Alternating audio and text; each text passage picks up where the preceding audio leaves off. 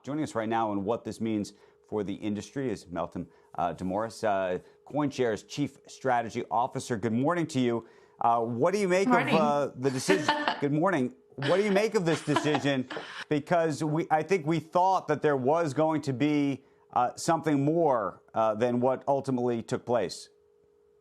Yeah, absolutely. And look, the process has been confusing to say the least. I think one great outcome of all of this is many of us have learned how the lawmaking process in America works, which is not very straightforward. So the regulatory process here, this infrastructure bill, 1.5 trillion of new spending, they needed some taxation to insert into that bill. Crypto was one area where apparently there's $30 billion of taxes from the crypto space that are going to magically materialize.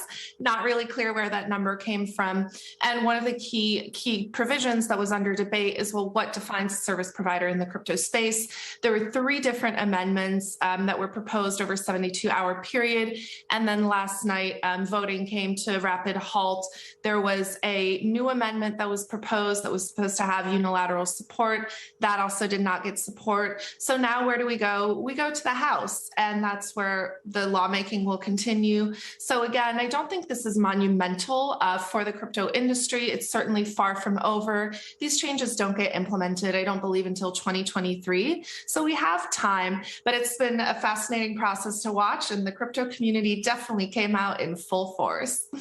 Well, that's what I was going to ask. If it's not a big deal, though, why has the crypto community been so vocal? I mean, we've heard from Mark Andreessen sending letters.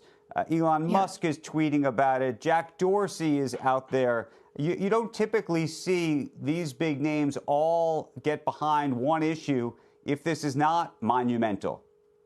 I think what we've reached is sort of a tipping point when it comes to Bitcoin and cryptocurrencies. There are over 46 million Americans, over 15% of our population here in this country holds a cryptocurrency of some type. And yet still, when it comes to our policy making, there's a very little education or awareness of cryptocurrencies and the issues surrounding them. I think there's also this continued misperception that crypto is an unregulated, shadowy corner of finance, which it's not. It's been regulated by an alphabet soup of agencies for multiple years now. So I think part of what this highlights is the fundamental divide between the rest of the country, the tech community, investors, and K Street and what's happening in Washington, D.C. Well, so there's one issue, which is what Congress and the Senate are going to do with this specific amendment, as we just discussed.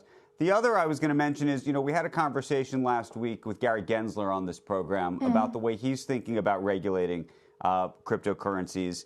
And clearly, it sounds like he's, for example, not ready to approve a Bitcoin ETF or something like that, and still believes that there's lots of work that needs to get done on the regulatory side, even around the wallets and custody and all sorts of other issues before it could reach, if you will, escape velocity. It may have already reached escape velocity. We could debate that.